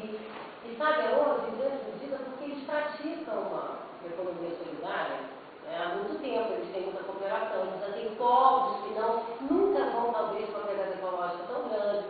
E isso aí acaba gerando, né, um outro tipo de PIB que eu acho que vai ficar mais claro conforme os PIBs vão incorporando esse padrão de menos pressão dos recursos naturais que esses povos latino-americanos têm, nós não temos. Nós não somos latino-americanos, a gente não tem essa capacidade. Acho que essa é uma das razões que a rede LAC aqui, porque não existe efetivamente, né? Tem uma proposta com você vê lá no Libertadores, os outros e o Brasil. Isso aí é uma discussão. Gente, olha só. Eu preciso me manifestar agora, porque são 6h40. E é o seguinte, a gente tem que fechar a sala, tem que devolver os negócios, então... existem... Agora é a hora de eu sair.